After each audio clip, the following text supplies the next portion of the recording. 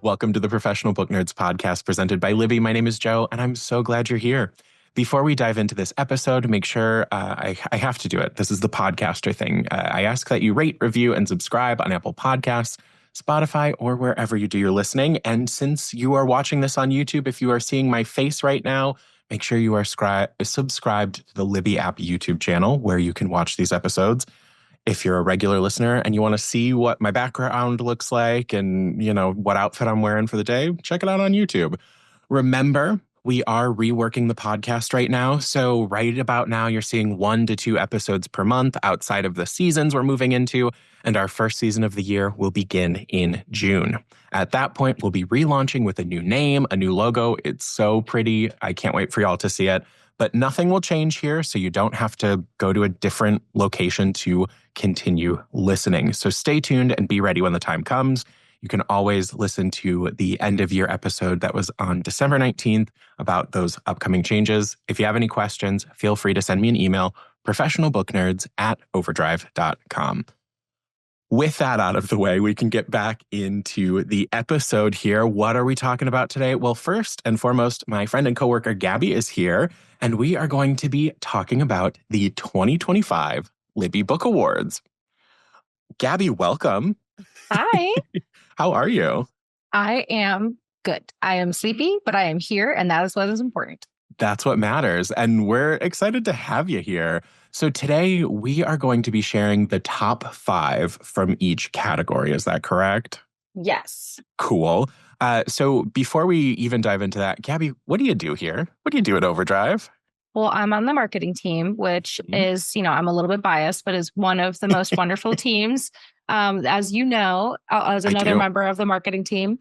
And I just kind of handle managing the various members of our team and trying to get us together when it comes to putting together sales and how to promote different big titles. Yeah. So I feel kind of like the ringleader of my own little circus, and it's very fun. I love all my monkeys. But yeah, so just getting to talk about books and getting other people to talk about books is the crux of my job, and I couldn't be happier with it, honestly. Absolutely. And you get to be a part of a lot of the big fun things that most folks are aware of here, like Big Library Read and Together We Read. You're helping coordinate all those different moving pieces and here with the Libby Book Awards. Speaking of, for those who may have missed last year or might not be familiar, can you tell us what the Libby Book Awards are?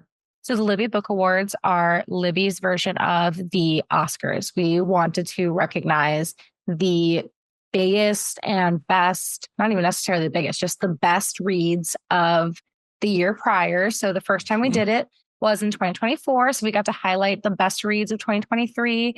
And we just got to kind of roll out the red carpet for them and get to, just shine some light on some debut authors and get to put the choice into the hands of our very, very favorite people, our library partners, specifically in North America was where we had conducted our voting, but we had literally, over 1,000 librarians and library staff who get to vote on all of these great titles after the titles themselves are curated by our on-staff librarians.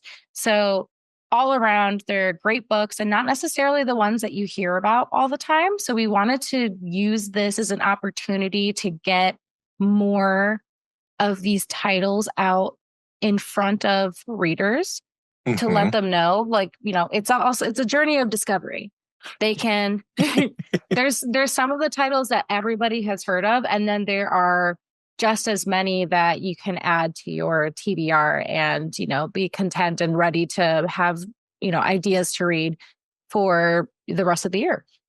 Oh, without a doubt. So some of the books that you'll hear today that are in the top 5 won't be surprises to you. And some you'll go, oh, I've never heard of that.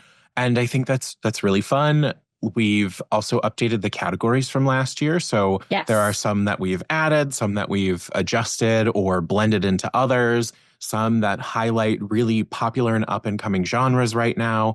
And so, as you mentioned, all of the titles are chosen by our OverDrive staff librarians. They look across all of the wonderful books that we have access to provide to all of you and build out really insightful lists. Our librarians are on top of the trends of readers.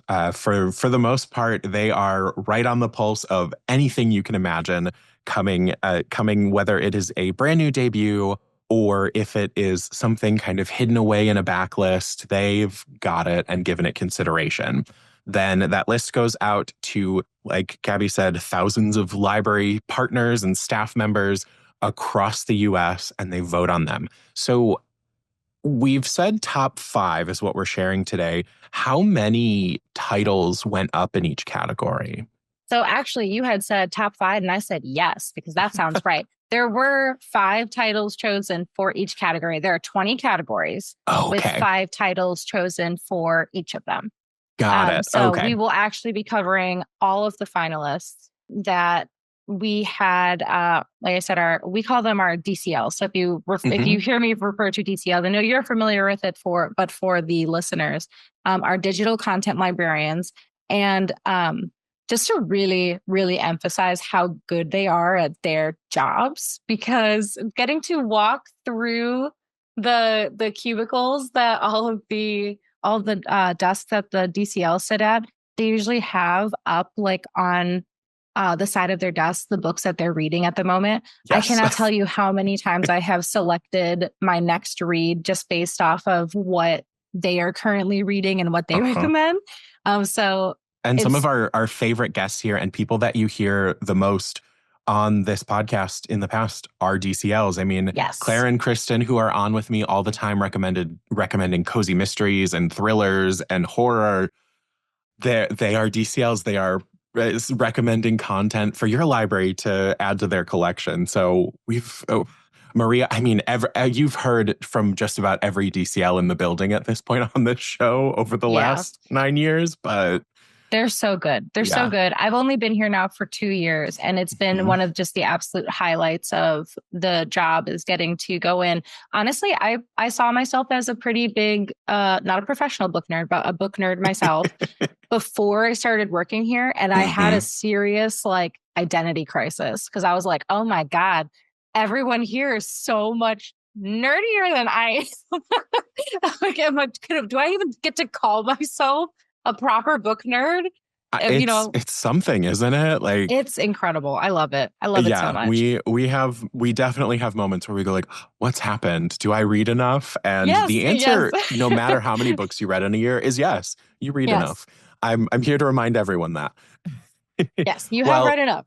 So as you said, these are voted on by librarians who are whose libraries have OverDrive systems, so use the Libby app. And then when can we expect to hear who won? We will have the official winners announcement on March 5th. Is the day that you'll be able to see our announcement go up across social and in our blog, so across our website. So definitely stay tuned. We had a great reception for the winners that had won last year. We had the official announcement hosted by, of course, you and Emma, which was wonderful. So we'll have everybody out, and I honestly cannot wait to see who all won. I know. This is great. It is great. I'm so excited. I'm looking at this list and speculating who won. I can't. I just can't. I know. But that said, before we dive in, listeners, if you aren't already, make sure you are following the Libby app on Instagram. That will help you stay up to date with everything and anything around the Libby Book Awards, as well as some really fantastic memes. Yes. And you will very likely see Gabi and I pop in and out of videos throughout the channel because we have amazing social people and they're also in the marketing department. So we are very often cast to come help them film. Yes, as resident extroverts of the marketing team, we find ourselves across those a lot. As an introvert who masquerades as an extrovert, I am very often who is willing to do just about anything for the gram. Yeah, I find myself there. I know, and we love seeing you every single time. Well, thank you. Let's dive in. Let's see the 5 books for each category. If you are on YouTube right now, I would love if you would hop into the comments and put in your guesses of who's winning each category as we go through them. Gabi and I will switch back and forth. We are reading abbreviated descriptions because there's like 25 titles to get through. I made that number up. I might be close, but there's a lot of books to get through in this episode. So here we go. We're starting off. Our first category is Book of the Year Adult Fiction. This is a big one. There is no surprise. The first of 5 is The Long Island Compromise by Taffy Brodesser-Akner. Long Island Compromise spans the entirety of one family's history, winding through decades and generations, all the way to the outrageous present and confronting the mainstays of American Jewish life.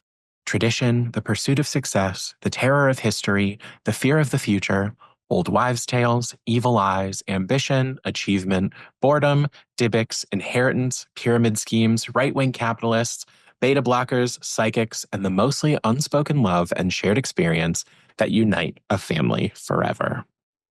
Joe, this is going to become a problem because my list is too long and we just started. I know. I'm going to have to make a separate tag just for the 2025 Libby Book Awards of the books I want to read. Well, if it makes you feel any better, and this is not an intended plug, but we will have blog posts going up with the finalists that we'll be sharing out. I think that the official launch of all of the finalists with the links to everything should be going on February 4th or thereabouts.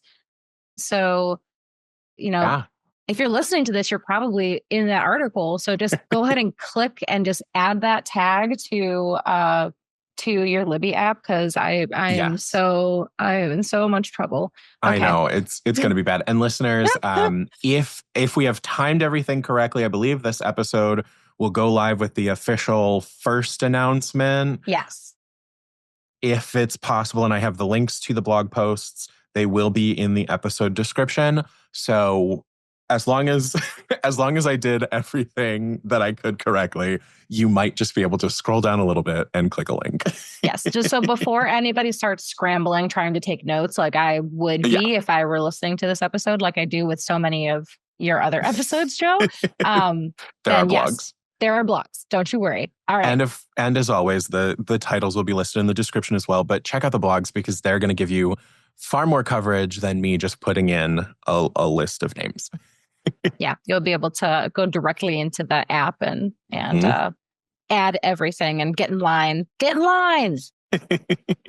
Okay. Am I reading the next one? Yeah, go for it. All right. So this one is Playground by Richard Powers, and it is set in the world's largest ocean. This awe-filled book explores the last wild place we have yet to colonize in a still unfolding oceanic game and interweaves beautiful writing, rich characterization, profound themes of technology and the environment, and a deep exploration of our shared humanity in a way that only Richard Powers can. The ocean terrifies me, but it's one of those things where I'm just kind of like, you don't know what's down there. And that's not my business. I have enough to worry about up here. But this is already on my TBR. It sounds beautiful. And one of my greatest fears is sharks. So I like sharks and scared of jellyfish because I was stung by a jellyfish. Oh, that's fair. There's so many teeth. I don't know. Yes. Next for Book of the Year Adult Fiction, we have The God of the Woods by Liz Moore. I just read this at the start of this year. Oh my God, it was so good. Gorgeous cover. Of course, the brief description will never do any of these books justice, but, stick with us. When a teenager vanishes from her Adirondack summer camp, 2 worlds collide. As a panic search begins, a thrilling drama unfolds, chasing down the layered secrets of the Van Laar family and the blue-collar community working in its shadow.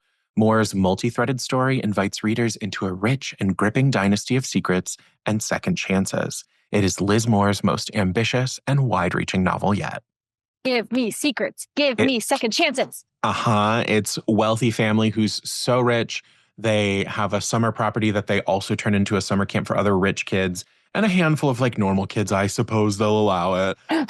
And it's like the tiered layer of, their daughter goes missing, but like a decade prior, their son went missing. And so now the history is repeating itself. Oh, so good. Oh God, we just got started. I know. This is fine. This is completely fine. It'll all be okay. It'll all be okay. Isn't reading books just the prospect of, hey, can't relate, but I love it. So can I relate to a family that's so rich that they open up a summer camp for other rich kids? No. Do I want to read about it and just giving no, give it? Yes. Do I want to judge them incessantly from behind the safety of a book? Without a doubt. I cannot tell you how many times my husband has just been like, okay, why are you sighing? Because I just give like a deep like, And he's like, what's happening? I was like, well, they're not communicating to each other and they both need therapy. But I guess if they were in therapy, we wouldn't have this book. Sounds about right. All right. So the next one that we're going to cover is James by Percival Everett. And this one is apparently set around the adventures of Huckleberry Finn. Mm-hmm.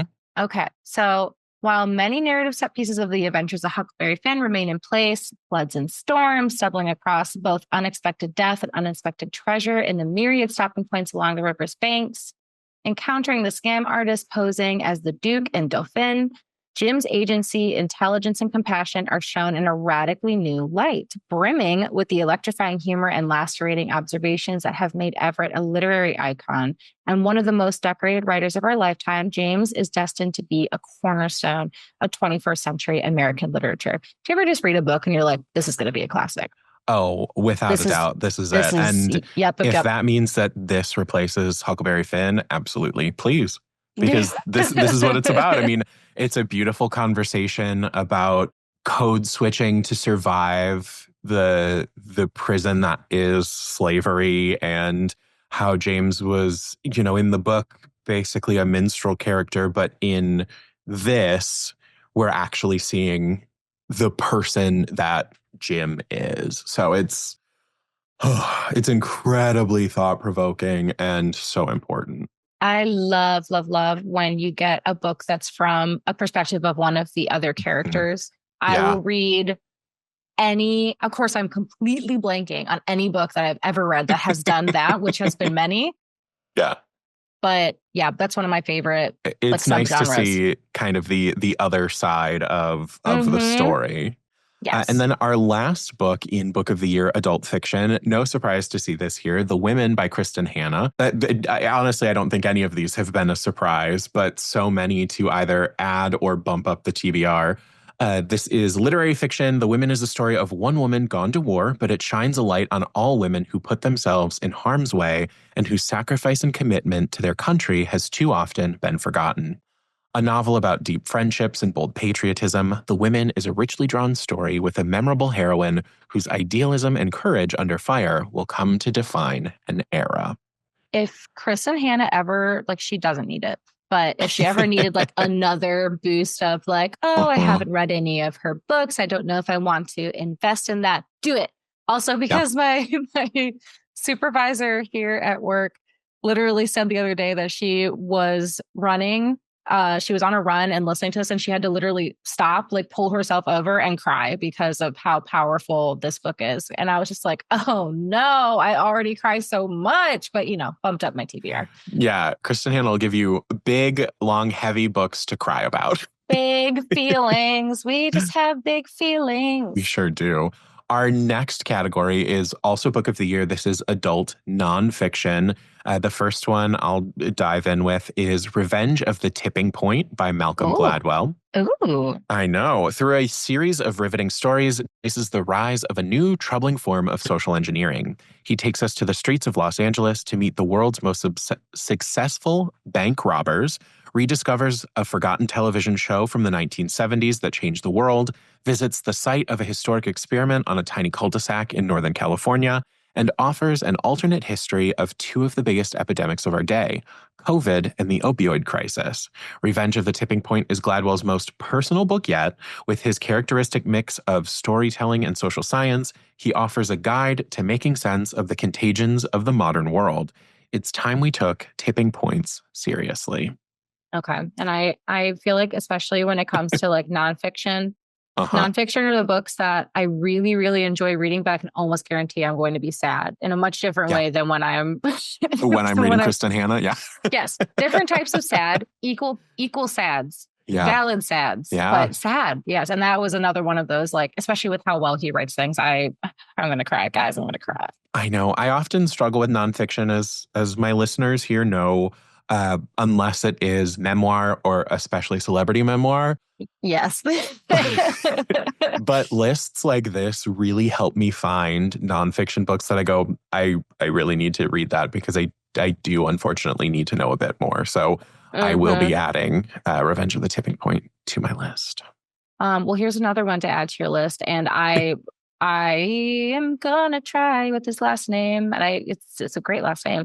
This is Challenger by Adam Higginbotham. Yep. Higginbotham, I think. Adam Higginbotham. You officially have one of the most fun names that I've heard all 2025. So thank you for that. Higginbotham reveals the history of the shuttle program and the lives of the men and women whose stories that have been overshadowed by the disaster, as well as the designers, engineers, and test pilots who struggled against the odds to get the first shuttle into space. A masterful blend of riveting human drama and fascinating and absorbing science, Challenger identifies a turning point in history and brings to life an even more complex and astonishing story than we remember. More things to cry to. Yes. And this is the cry to it and get other people's perspective, which we've already talked about really enjoying. So super important. Important. And that takes us into our next book, There's Always This Year by Hanif Abdurraqib. There's Always This Year is a triumph, brimming with joy, pain, solidarity, comfort, outrage, and hope, no matter the subject of his keen focus, whether it's basketball or music or performance. Hanif, his exquisite writing is always poetry, always profound, and always a clarion call to radically imagine how we think about our culture, our country, and ourselves. So this sounds like an interesting exploration in how we can make this year work for us. Great if you are kicking off the new year with some resolutions or building some habits you want to change, or just, see that you're not alone and join in the joy, pain, solidarity, comfort, outrage, and hope with another author. I'm pretty sure that's how I woke up this morning. I woke up, I stretched, and I was like, there's always today to brim with joy, pain, solidarity, comfort, outrage, and hope. I think I wake up most days like that now. Yeah. I think that started when 2025, but also I think that started when I turned 30. So this is my year, turning 30 this year. Let's get it. Good luck. Thank you. You're ahead of the curve. So this next one is by Rebecca Nagel, By the Fire We Carry. Here she recounts the generations-long fight for tribal land and sovereignty in eastern Oklahoma. By chronicling both the contemporary legal battle and historic acts of Indigenous resistance, By the Fire We Carry stands as a landmark work of American history. The story it tells exposes both the wrongs that our nation has committed and the Native-led battle for justice that has shaped our country. Yes, Hell yeah. Diving headfirst into a ton of like native written and, try again, new perspectives, trying to get that stuff. And my 3-year-old will sometimes come in while I'm listening to things. And he's like, why are you crying? And I was like, because I'm angry. And then he's like, why? And then I'll just be like, well, and I'll launch an entire tirade that he's like, I'm 3 and I don't get it, but I'm sorry that's happening to you. He's like, okay. I'm sorry I asked. Right. But absolutely, I am so excited to see this book in the list. And the too long to get here, but so exciting rise of Indigenous voices in literature. Yes. I watch all the Drag Race, but especially Canada's Drag Race. And I'm speaking out of turn, I'm sure, but Canadian TV has a certain requirement of amount of original content that has to include Indigenous representation as like a requirement. Ooh. If I think that's correct. And I think that's so cool. And I think that's like something we need to be doing everywhere. Like, oops, it's time to correct, you know, centuries of mistakes. But so I am so excited to pick this up. I love to see books that need to be uplifted in the proper uplifted place. So Yes, yes. And the one that you're going to be covering next, I want yeah. everyone to be clear. It sounds like it's fiction. It's not, just by the title. Absolutely. I know where our last book of the year adult nonfiction is The Demon of Unrest by Eric Larson. Of course, as Gabi said, with demon in the title, you're like, where am I? But this is drawing on diaries, secret communiques, slave ledgers, and plantation records. Larson gives us a political horror story that captures the forces that led America to the brink, a dark reminder that we often don't see a cataclysm coming until it's too late. Yes. So another very important book. What a section. We are moving into our next book of the year category now. This is YA fiction. I love it. Y'all know I love me some YA.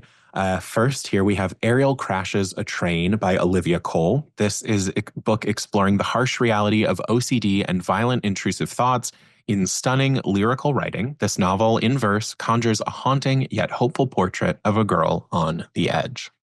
Ooh. Mm-hmm. Ooh. Goosebumps. I know. This next one is Looking for Smoke by K.A. Cabell. And this is a debut novel, which I always love getting to read those.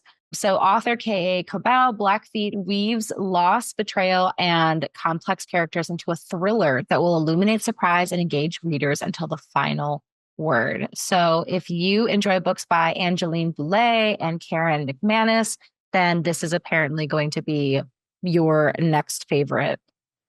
Which I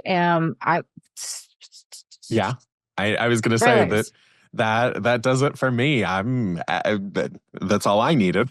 Yeah, my TBR is a fun mix of mostly thrillers, and more thrillers, and then some true crime, and then some nonfiction that I feel responsible to read. Yeah. And then every once in a while, I allow myself a nice, like, fluffy read, but that hasn't happened for a while. Yeah, my TBR is thrillers, more thrillers, a bunch of horror, and then like anything YA. So I get it. This is as you're, I need some more fluff. I'm like, I guess I need some more serious that I should be reading. Yeah, I just can't. I'll start picking something up and I'll just go, no. And then I'll go back to something that is much more stressful for me to read. But speaking of stressful. Yeah, stressful. My next book here is Don't Let the Forest In. I remember when this one came out, it was on my book picks episode list. This is Don't Let the Forest In by C.G. Drews.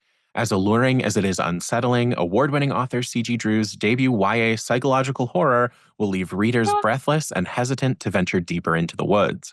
Desperate to figure out what's wrong with his friend, Andrew follows Thomas into the off-limits forest one night and catches him fighting a nightmarish monster. Thomas's drawings have come to life and are killing anyone close to him. To make sure no one else dies, the boys battle the monsters every night. But as their obsessions with each other grow stronger, so do the monsters, and Andrew begins to fear that the only way to stop the creatures might be to destroy their creator. I mean, as soon as I started off, I'm sure no one was surprised that, like, yeah, he picked that the first time. Yeah, it's on his TBR to read, but you can't go wrong. And the cover is fantastic. They're like, don't judge a book by its cover. I do. I need it. I can't help it. I need it. It's what's going to get me in the door. Every once in a while, I can be surprised by a book by its cover. Definitely. Like, oh, I see how we got there. Yes. Or I'll pick something up and then I'll just be like, ew. Yeah, like, you misled me. Why did you do this to me? Just like people. Yes. Just like people. All right. So 24 Seconds from Now by Jason Reynolds. He is a #1 New York Times bestseller. And this is apparently from the guy's perspective in this unfiltered and undeniably sweet stream of consciousness story of a teen boy about to experience a huge first. So more perspective changes. Yes. I could definitely, especially with having a 12-year-old little brother, I would really, really appreciate any insight into his brain because he has stopped talking to everyone. It's that time. It's that time. He's turning 13 this year and he's just like, I'm like, okay, sorry. Angry. Well, our last book of YA fiction book of the year is Air by Sabaa Tahir. No surprise to see this one in here. Beloved storyteller Sabaa Tahir interweaves the lives of 3 young people as they grapple with power, treachery, love, and the devastating consequences of unchecked greed on a journey that may cost them their lives and their hearts, literally. I mean, if you love you some high fantasy, like, get into it. Which we will eventually, a couple of our other categories have to do with fantasy. So we will get into it. We will be getting into it. But next is audiobook of the year, which if it had been left to my device, would probably have a good 20 books on this list for people to vote from. I know. But since no one asked me to put 20 books into audiobook alone, we'll just go with our 5. First, I want to call out that The Demon of Unrest by Eric Larson is here again. So we won't read through that one because you've already heard it. We'll do that anytime there's a repeat. But just know that the audiobook is up for the vote as well. And next on the list, I'm going to go with Martyr by Kaveh Akbar. Akbar's Martyr is a song of praise to how we spend our lives seeking meaning in faith, art, ourselves, and others. There was a lot of great buzz around this debut when it released in January of last year. My book club has just picked this as our next read, so I'm very excited to be diving in, and I want to see how our librarian friends voted on this one. Yes, and I in case anybody happens to pop in, there's kind of like, are audiobooks worth it? Yes, they are. It's the only reason I've gotten as many books read since my sons were born. It is the perfect way to spend your time doing chores. It's the perfect thing to do while you're driving. And I really do believe that the narrators of audiobooks really can make or break it. So there have been several books that I will start listening to it, and I was kind of like, I can't do it. I'm going to have to pick this up and read it because it is hard. But these are like certified, chosen by our librarians and voted on by librarians to be like the best of the best. So I'm very excited to listen to these specifically. Without a doubt. Like Women and Children First by Alina Grabowski. And this is told through the eyes of 10 local women. And it is a portrait of grief and a powerful reminder of life's interconnectedness, touching on womanhood, class, and sexuality, ambition, disappointment, and tragedy. This novel is a stunning rendering of love and loss and a bracing lesson from a phenomenal new literary talent that no one walks this earth alone. I really feel like this is going to give me some great glitch in the matrix vibes of how everything is connected. I love anthologies where things are connected. So I'm very, very excited to listen to this. It sounds really beautiful. Next, we have Sipsworth by Simon Van Boy. It is a reminder that there can be second chances. No matter what we have planned for ourselves, sometimes the world has plans of its own. Simon Van Boy's lyrical storytelling is a delight, even as it will fill your heart. So I could use a delight. I could use a delight. I could use my cup to be overflowing. It sounds like a joyous, fun listen. Now, this one seems like it's also going to be really, really fun. And I think it's the last one in this category. It's A Letter to the Luminous Deep by Sylvie Catherall. Inspired, immersive, and full of heart, this charming epistolary vocab tale is an adventure into the depths of a magical sea and the limits of the imagination from a marvelous debut voice. So all of that is to say, great vocab on whoever had written the description, first and foremost. And it's just, I'm hoping that maybe this whimsical look at a magical sea might dispel a little bit of the abject terror that I feel about whatever is hiding in the depths of our oceans. The complete horror and fear. Yes, and the lit major in me is screaming to be like, it means it's letters. It's a story told in letters. That's epistolary. Thank you.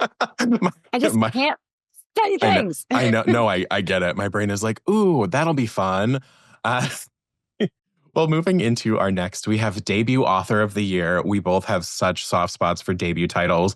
Those are some of my favorite to read. They almost always bump something further down the TBR when I see that it's a debut, because it's like, oh, well, I can't get lost in reading through this person's catalog because this is number one.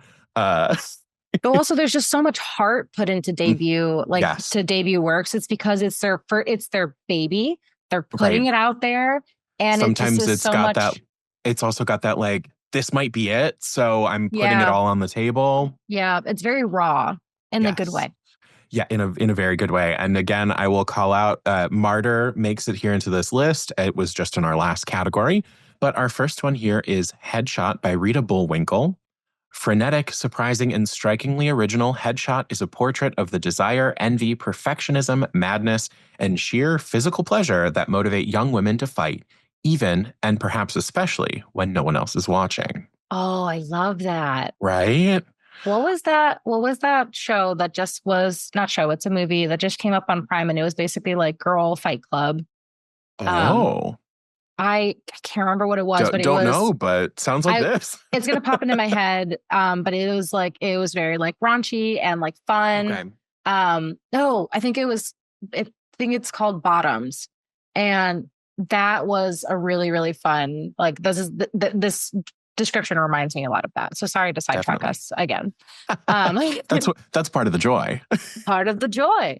And speaking of maybe not joy, potentially, based on this description, Swift River by S.E. Chambers is a story of first friendships, family secrets, and finding the courage to let go. It is a sensational debut about how history shapes us and heralds the arrival of a major new literary talent. So as soon as I saw like first friendships, I would just shout out to Sarah, my first best friend. Those can be like it.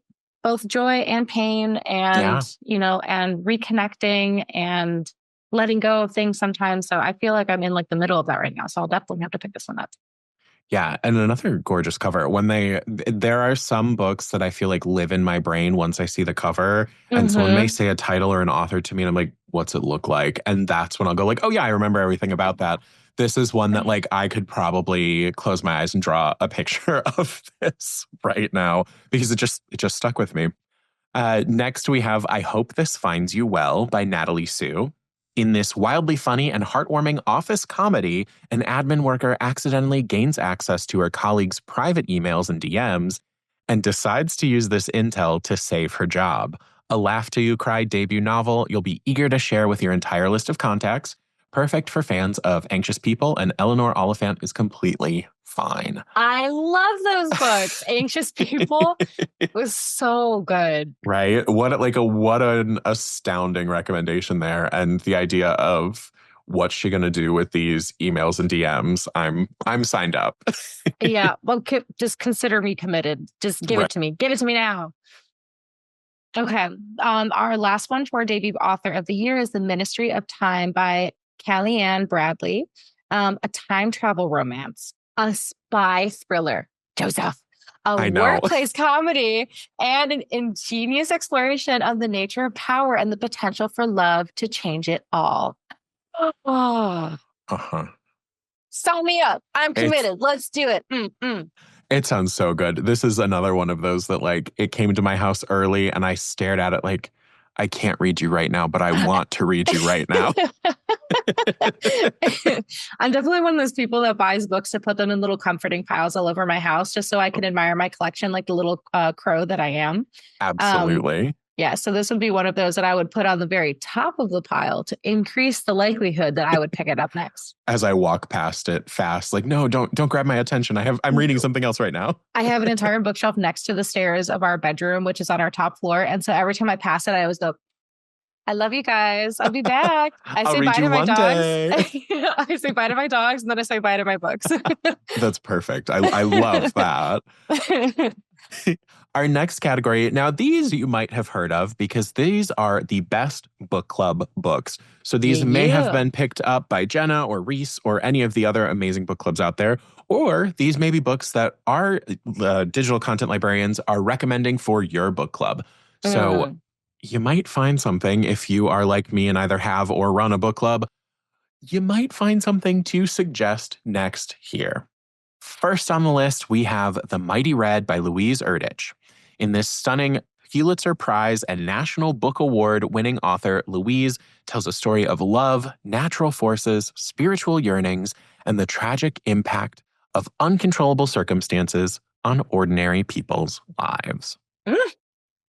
I know, these short ones give you just enough to go, I at least need to know more about that one. So click the link on any of the books you're interested in to get that full Libby description.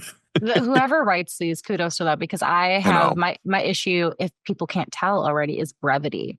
And yes, snaps. They're drawing me in. They say it's the soul of wit. Well, I am not witty if that's the case. If that is true, I am far from witty. My little sister Isabel is witty. I am not. I had to try to take the full descriptions to get us to these short little guys just by finding what in there I could copy paste very quickly. And even that, I'm like, I need more. It takes me 3 business days to come up with a comeback to anything. And not even like a comeback in like a sassy way. It could just be someone will say something to me and be like, oh, that's funny. And then 3 days later, I'm like, do you remember? Do you remember this thing that you said? They're like, no. And I'm like, remember when you were very funny? I've been thinking on it for 3 days. For 3 days. Okay. Colored Television by Danzy Sana. I love that name. Is a brilliant take on love and ambition, failure and reinvention, and the racial identity industrial complex from the best-selling author of Caucasia. So I'm just, yeah. Give it to me. Yeah. Like book club books, there's a mysterious sauce to like this specific genre. A lot of them fall into like lit fiction that they either are from a big name and they land in one of my many radars, or I never know what's coming out in the book club space. And so it's always like, oh, I'm missing out. Here's another genre I need to get into. I need to get myself deeper think it's just into. Like ones that are just oh gosh, what's the word? When things it makes people argue. Yeah, like they're all kind of broad enough to facilitate conversations. Yes, that was a much better way of saying it. Makes people argue. Yes. And those are great.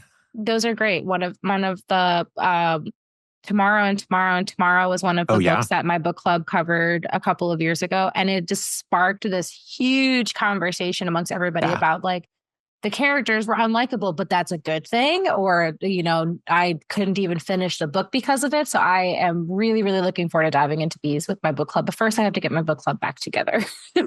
Yeah. Let's get the band back together. That's the hard part. Next, we have Shred Sisters by Betsy Lerner. Betsy is the celebrated author of The Bridge Ladies. It is a wry and riveting debut novel about family, mental illness, and a hard-won path between 2 sisters. Ooh. Ooh. I know. I don't know. Then there's some books that you listen, that you read the description of and you're like, that's going to have a nice cover. I can tell. Yeah, you can just tell. I want to see what that one is. So the next one is Real Americans by Rachel Kong.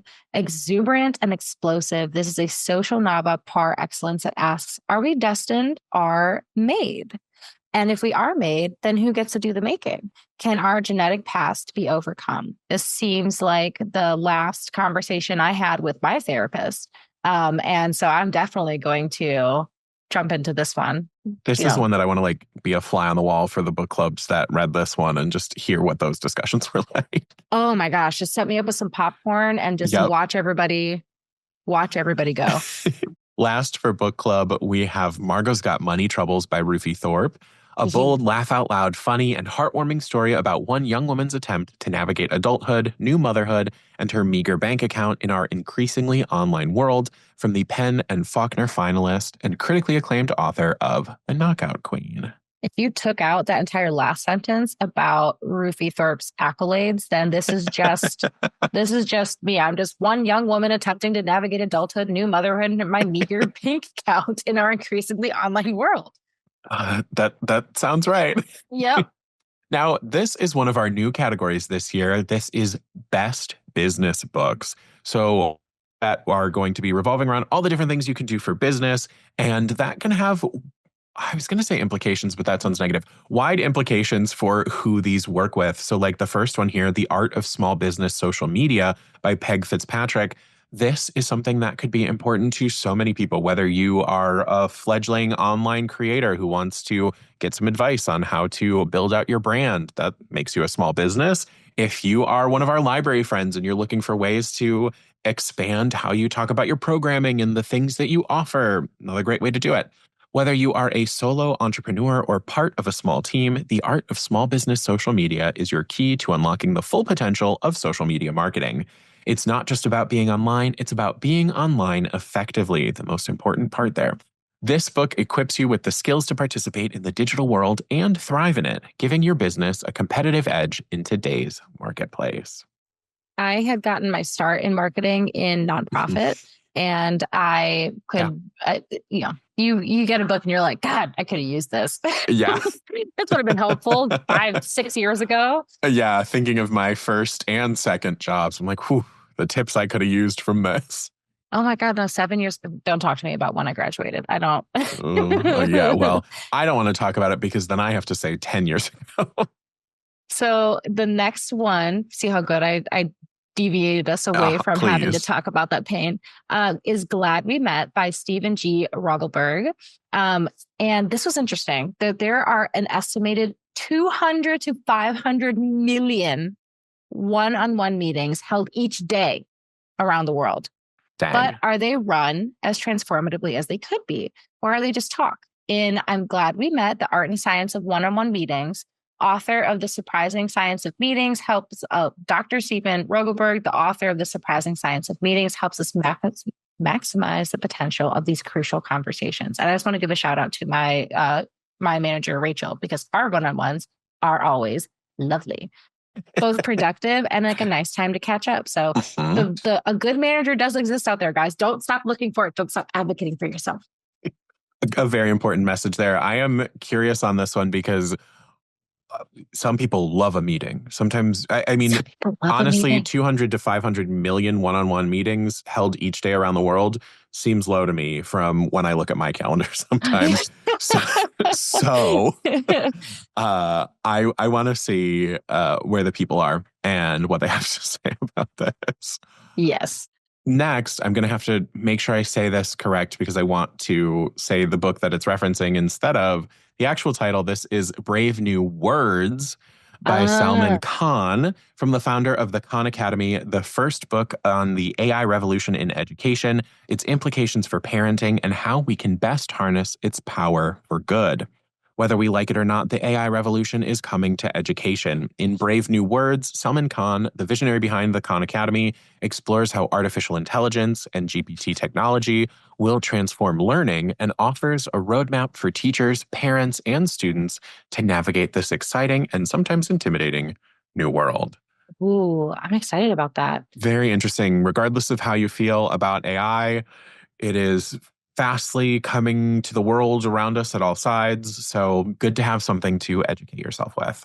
And I love Salman Khan. I love the Khan Academy, and have utilized that in various ways over my educational career as well as like my little siblings. So that's going to be really cool to read.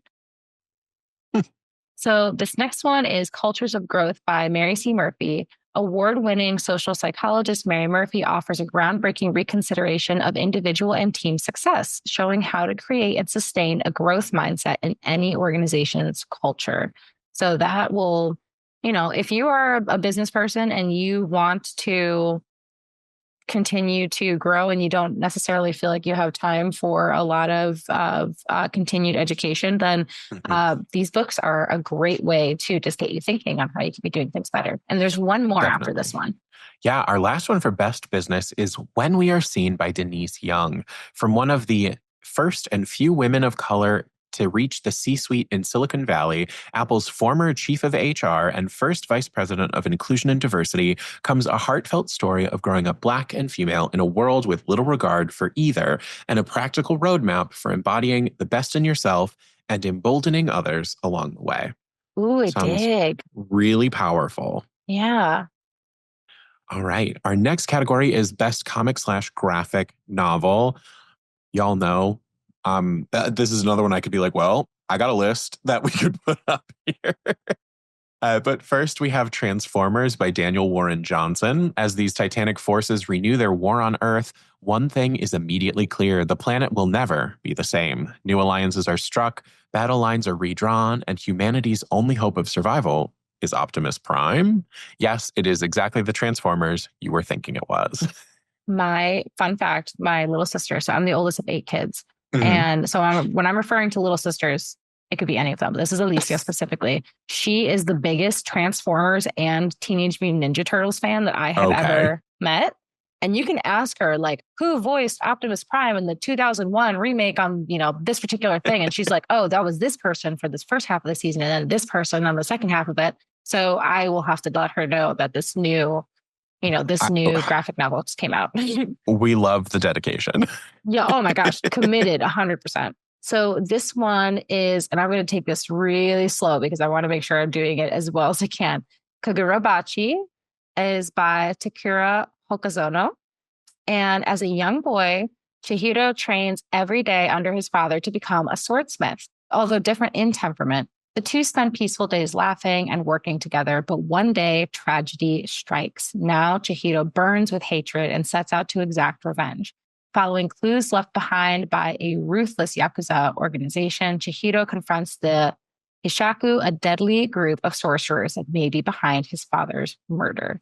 So I know I'm in. your face. I'm in. Sold. Let's go. I'm in. Put it on the TBR. Libby, load it up. Yep. That's the thing too, is using Libby for comics and graphic novels. I didn't think about it until I started working here. And I was like, oh my God, of course. It is one of my favorites. I had a Kobo for ages that one day I was like, I only listen to audiobooks. What am I going to use this for? And then I went, duh, like graphic novels, manga, all of it. And that changed everything for me. And so last year, a little gift to myself, I bought, I know I've talked about it here, but the Color Kobo, it was the first full color e-reader on the market. It's so cool. Color e-ink screen. Beautiful. We love it. That's awesome. So graphic things like Heartstopper that have color in them that if you are like an e-ink reader otherwise felt like you were missing out on. Great way to do it. And our friends who have Kobos, there's direct OverDrive account integration. So if you borrow it on Libby, it shows up on your shelf waiting for you, ready to read. Not a sponsor, not affiliated. I was going to say. Not paid product placement. Disclaimer, disclaimer, disclaimer. I paid with my own money for that Kobo. And he loves it. And I do. And I do it again. Next, for Best Comic and Graphic Novel, I'm So Glad We Have This Time Together by Maurice Felcoop. An astonishing, epic graphic memoir. I love a graphic memoir. In the spirit of Fun Home by Alison Bechdel and Genderqueer by Maya Kobabe, I'm So Glad We Have This Time Together is an enthralling portrait of what it means to be true to yourself, to learn to forgive, and to be an artist. If this one isn't on your list, get it on there. Bump it up. If I'm remembering correctly, the other description that I had read of this, and this is another one that's gonna, bring tissues. You're gonna be crying, especially anytime. I mean, I never thought people are so creative. I love people. Sometimes I hate people, but I love people most of the time. And the fact that somebody was just kind of like, oh, why do a memoir if I could do a graphic memoir? And I was like, genius. You're genius. I want to read it. I want to see it. I'm going to cry to it. Graphic memoirs are the way. Like, it's the way. You can't afford to put a whole movie on starring yourself. Graphic memoir. That's the way to do it. Okay, this next one is Feeding Ghosts by Tessa Hulls. And this is an astonishing, deeply moving, another graphic memoir about 3 generations of Chinese women exploring love, grief, exile, and identity. I love cross-generational books. I love those. This is just like adding layer on layer on layer on layer. God, we're screwed. We're I never going to know, stop reading. multi-generational storytelling is so beautiful. And I know. Ugh. this is everything. Our last for best comic graphic novel Oh, is an yeah. adaptation. I'm really excited. I missed this one completely last year. I'm so excited to pick it up. This is Watership Down by Richard Adams and adapted by James Sturm and Joe Sutpen. They are the ones who adapted and probably also did the art. Watership Down is a classic tale of survival, hope, courage, and friendship that has delighted and inspired readers around the world for more than 50 years. Masterfully adapted by award-winning author James Sturm and gorgeously illustrated by best-selling artist Joe Sutpen, this spectacular graphic novel will delight old fans and inspire new ones, bringing the joy of Watership Down to a new generation of readers.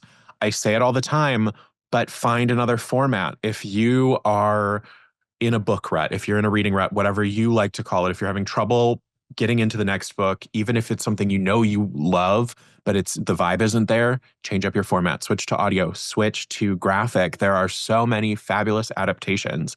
Have to read a classic, whether it's for school or just because it's something you're challenging yourself with. So many have been adapted. Like, I am an outspoken not fan of Jane Austen, but so many beautiful adaptations, whether it's full cast narration or graphic novels. Change up your format, change your life. I knew every single Bible story, grew up very, very Catholic, Yeah. and knew every single Bible story because there was a comic book Bible that I read like front to back. Yeah. And I was such a little show off, especially in PSR. And they'd be like, who knows the story of this? I'm like, I do.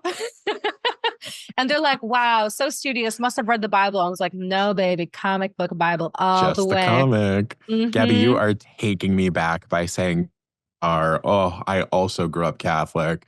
And for those of you who don't know, if you grow up Catholic and you don't go to a Catholic school, boy, oh boy, isn't there a nighttime Catholic school for you to go to once a week? Yes, there is. And the excellent opportunity for you to show up all of your peers by knowing By the reading stories. your comic Bible. By reading your comic book Bible. So yes, comic books, graphic novels, get into it. That's a goal for me for this year.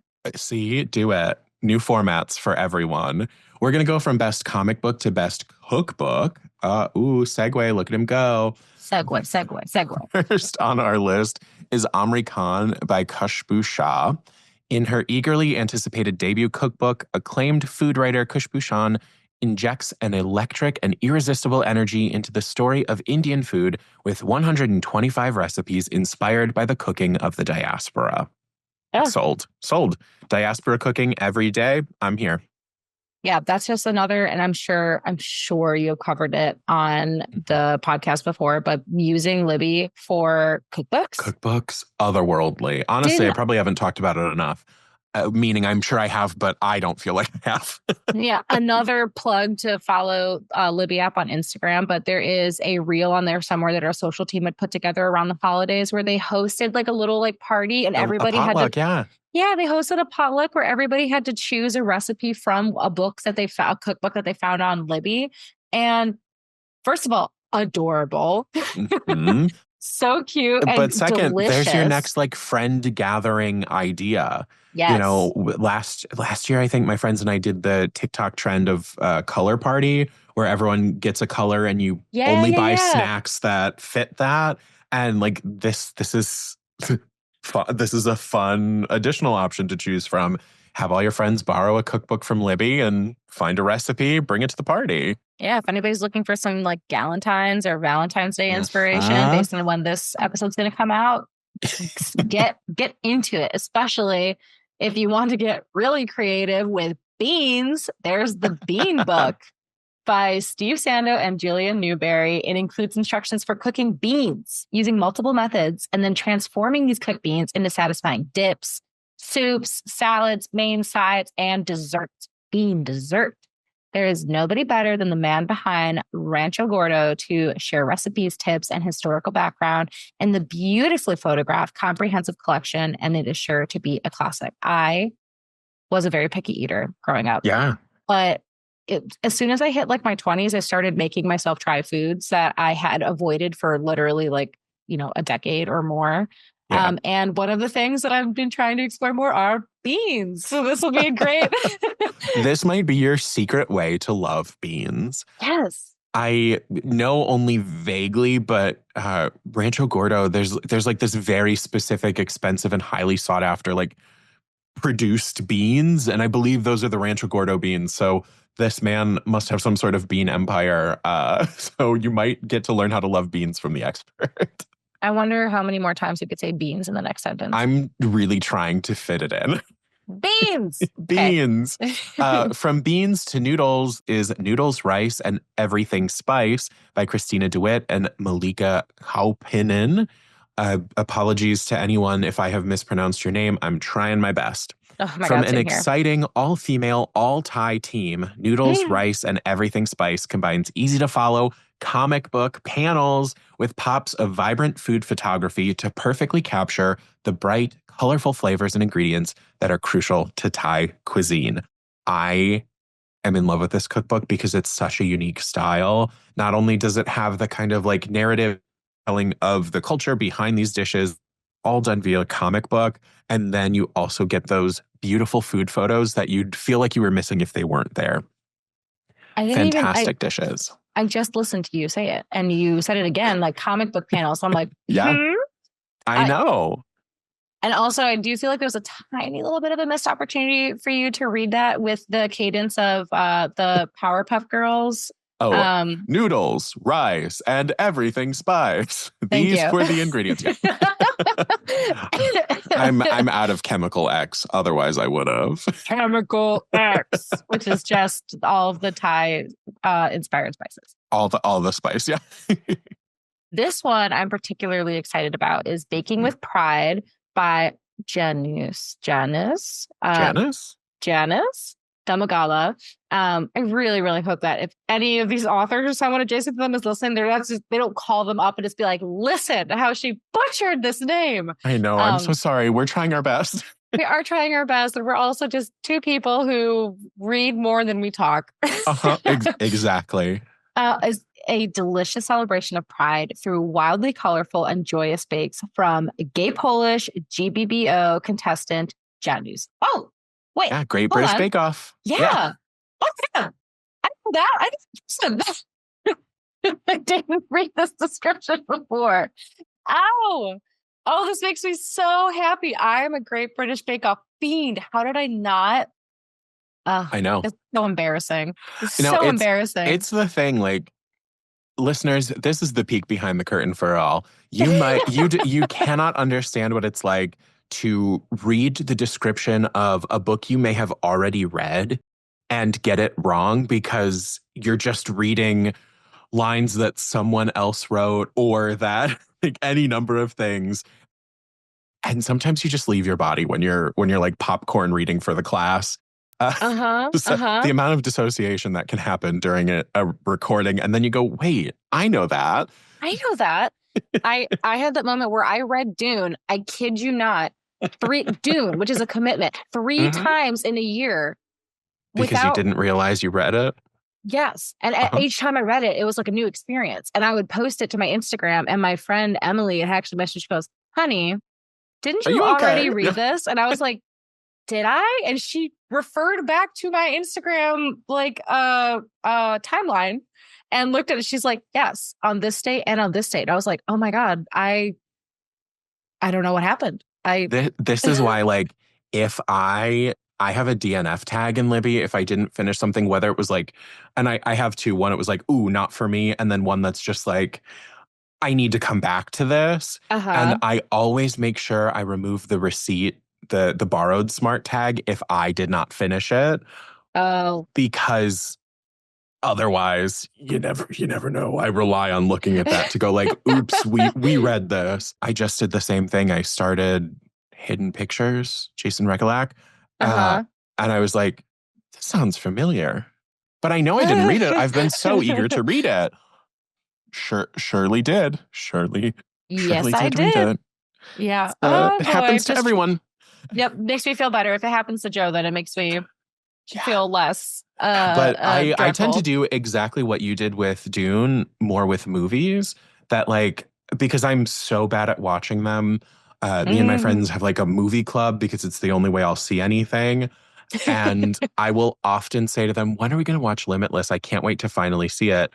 And they'll go, we watched Limitless. We Yes. actually watched Limitless twice. And I went, I become surprised Pikachu every time. Yeah. We just had that with Watchmen, that my husband was like, I really want to watch the Watchmen. I was like, oh, me too. He's like, we've watched it. And I'm like, but I have no recollection of it. And the entire time we're watching it, he's like, does this ring a bell? And I was like, no. And he's like, this. And I was like, no. And then I would laugh at something. He's like, you laughed at that the first time. Like, how is this not resonating with you? I'm like, baby, my brain space is dedicated to other things. And anytime a movie or book comes through, I go, wow, amazing. Thank you for your time. And then it gets kicked out to make room for other things. Exactly. Like the quadratic formula. The moment I close the book, it doesn't exist to me anymore. No. That's why all of my recommendations are purely on the vibes that I was left with after finishing. I was like, this made me feel the things I want you to feel when you read it.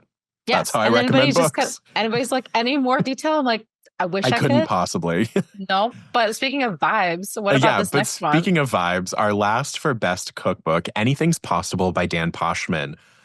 I mean, Comfort Food City, the innovative James Beard award-winning podcaster who changed the way you think about pasta, shapes with his invention of the viral sensation cascatelli. Now does the same for pasta sauces in this fun and charmingly obsessive cookbook, which includes a foreword from best-selling author J. Kenji Lopez Alt. Okay. Come on, awards. You want me to just eat more pasta? Fine. Oh, darn. Someone wants me to eat pasta? I guess. I hate you for that. Right. How dare you? How dare. So next we are moving into Best Fantasy. I know everybody's highly anticipated. Right. We've got Immortal Dark by Tigist Girma. The Cruel Prince means ninth house in this dangerously romantic dark academia fantasy where a lost heiress must infiltrate an arcane society and live with the vampire she suspects killed her family and kidnapped her sister. How many buzzwords could I put in one sentence to entice you to read this? I was going to say, because this is just a little like not so dark secret of mine. I don't love a lot of fantasy books, but I'm going to make myself read. I want to read a bunch of these because I feel like there's a whole world that I'm just not going into because sometimes I can't get past all the buzzwords. Yes. But I'm with you 100%. Like there are just I feel like I am missing out on things that I know I would love, but I find them conditionally elsewhere. That's why I love magical realism because it's so much more closer to contemporary. But there's contemporary fantasy out there. I'm just too afraid to get into it. Yeah. And I am really excited to continue to read through these. And I really want to know who is going to win in this category because I know it's just so many people that are so into it now and forever. It's not like, why fantasy now? Always been fantasy. I'm a Tolkien girl. I loved Narnia and Lord of the Rings and things in that era. And then I feel like everything past that is just so precarious, but I'm going to do it. I'm going to read these. I'm going to read them and I'm going to have things to say about them. So speaking of another one that should be, honestly, it's going to be fun. It's going to be very fun is The Bright Sword by Lev Grossman. And this one honestly sounds compelling to me. Is the first major Arthurian epic of the new millennium. The Bright Sword is steeped in tradition, complete with duels and quests, battles and tournaments, magic swords, and fisher kings. It's also a story about imperfect men and women. It's full of strength and pain and trying to reforge a broken land in spite of being broken themselves. So I'm like, fine. You said a bunch of words that I like. Okay, I get it. And they didn't say vampires once. So I'll give it to them and I'm going to read it. Lev Grossman, you got me. I'll read The Bright Sword. Next, we have A Fate Inked in Blood by Danielle L. Jensen. A shield maiden blessed by the gods battles to unite a nation under a power-hungry king while also fighting her growing desire for his fiery son. In the first book of a Norse-inspired fantasy romance series from the best-selling author of the Bridge Kingdom series. Norse-inspired? Uh-huh. They're going to get you. Guys, I just went on this entire tangent about how I don't want to read fantasy. Well, I just did a whole thing. There's a whole bit. Unfortunately for you, I have a category here that we're going through that just might convince you otherwise. It's working on me already. All right. So the next one that we will cover is The Familiar by Lee Bardugo. Bardugo. In the shabby house on a shabby street in the new capital of Madrid, Lucio Cataro uses scraps of magic to get through her days of endless toil as a scullion. But when her scheming mistress discovers a lump of a serpent cowering in the kitchen is actually hiding a talent for little miracles, she demands Lucia use those gifts to improve the family's social position. Fine. Uh-huh. I know. Fine. I I'll do know. it. As soon as I read in a shabby house on a shabby street, I'm like, dang You it. went, dang, I'm in. Okay. Oh, well, last for best fantasy, we have The Spell Shop by Sarah Beth Durst. This has been on my TBR since it showed up at my door. Like it's gorgeous. It's so cozy. It's Sarah Beth Durst's romantasy debut, a lush cottagecore tale full of stolen spellbooks, unexpected friendships, sweet jams, and even sweeter love. See, this is Can't the go kind of book wrong. that I want to read, especially after I've read like a particularly heavy book. This sounds great. Right. So I'll try. Fine. Fine. Well, next we're moving into best historical fiction, and like before, we have a repeat guest in the category. We have James by Percival Everett here in best historical fiction. So then next we have The Seventh Veil of Salome by Silvia Moreno Garcia. 1950s Hollywood, every actress wants to play Salome, the star-making role in a big-budget movie about the legendary woman whose story has inspired artists since ancient times. So when the film's mercurial director casts Vera Larios, an unknown Mexican ingenue, in the lead role, she quickly becomes the talk of the town. Vera also becomes an object of envy for Nancy Hartley, a bit player whose career has stalled and who will do anything to win the fame she believes she richly deserves. So, Joe, I don't know how I managed to miss it before when I was like, my entire TBR is like thriller and like true crime, historical fiction all the live Uh-huh. long day. All of my books that I keep, I buy a bunch of books, I'll read them. If I don't like them, I'll donate them. And if I Yeah. do like them, I hoard them. And most of my hoarded collection is just various historical fiction. So, So I think you're in the danger zone right now. I'm in the danger. I think that maybe that's why I didn't mention it before because my brain was just kind of like, shh, shh, shh, shh, shh. Don't worry about it. Don't think So about it. as soon as you read that, I was like, Oh no. oh no, oh God. So the next one up by Claire Massoud. This is, oh no. This strange, eventful history by Claire Massoud is an immersive, masterful story of a family born on the wrong side of history from one of our finest contemporary novelists, which I can confirm because I read so many of her books. Next, we have Clear by Carrie Davies, unfolding during the final stages of the infamous Scottish clearances, a period of the 19th century which saw whole communities of the rural poor driven off the land in a relentless program of forced evictions. The singular novel explores what binds us together in the face of insurmountable difference, the way history shapes our deepest convictions, and how the human spirit can endure despite all odds. Moving and unpredictable, a love letter to the scorching power of the language, quote from The Guardian. Clear is a jewel of a novel, quote from The Washington Post, a profound and unforgettable read. Lots of great quotes in there. What do we have? I know. You can just like take it easy and put all of these on your list because that's true. I'm going to take this as a positive because I won't have to think about it. I'll just be you like, know here what we to go. read. Exactly. It's like you see people like at the grocery store and they just do like a full sweep of the shelf. That's me with my Supermarket Libby sweep shelf. these right into your TBR. Mm-hmm. Okay. And the next one that will just almost guaranteed will just be there, just live there. This is just where I live now, guys. Don't talk to me. I'll be reading these books. Is The Heart in Winter by Kevin Barry. In this love story for the ages, lyrical, profane, and propulsive, Kevin Barry has once again demonstrated himself to be a master stylist, an unrivaled humorist, and a true poet of the human heart. I can tell this is going to be one of those books that I read it. And I'm like, okay, yesterday I wasn't feeling people. Today, maybe.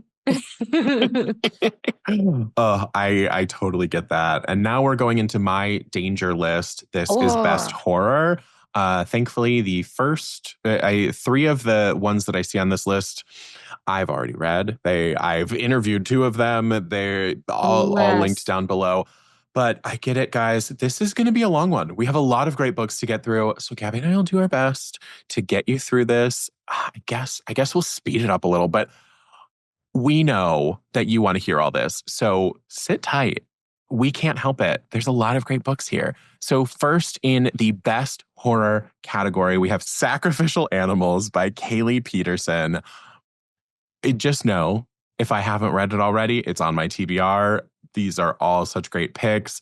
Inspired by Kaylee Peterson's own journey being adopted from Nanning, China in 1996 and growing up alongside her family's farm in Nebraska, this rich and atmospheric supernatural horror debut explores an ancient Chinese mythology. Come on. That's so good. Okay, next one is A Sunny Place for Shady People by Mariana Enriquez, which is a lyrical and hypnotic, heart-stopping, and deeply moving.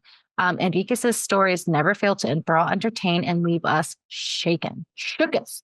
Translated by the award-winning Megan McDowell, A Sunny Place for Shady People showcases Enriquez's unique blend of literary and the horrific, and underscores why Kazuo Ishiguro, winner of the Nobel Prize for Literature, calls her the most exciting discovery I've made in fiction for some time. Guys, come on. What?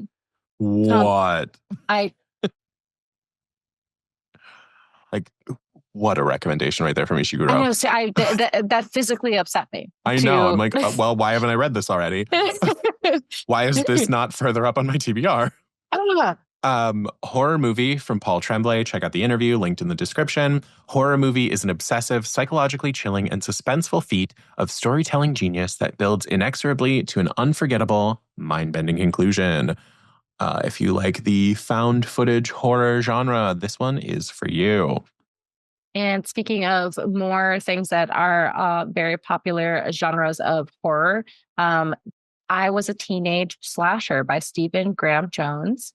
It is 1989, La Mesa, Texas, a small West Texas town driven by oil and cotton, and a place where everyone knows everyone else's business. I grew up in one of those towns.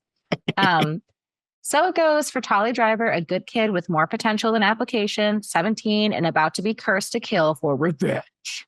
Here, Stephen Graham Jones explores the Texas he grew up in and shared sense of unfairness on being on the outside through the slasher horror Jones loves, but from the perspective of the killer, Tolly, writing his own autobiography. Find yourself rooting for a killer in this summer teen movie of a novel gone blood-curdling tragic. It was so good. Who wrote this? This was great. Publisher. Publisher. Last in best horror, and again, check out the interview if you missed it. Bear Your Gaze by Chuck Tingle, the masked man himself. Misha knows that chasing success in Hollywood can be hell, but finally, after years of trying to make it, his big moment is here, an Oscar nomination.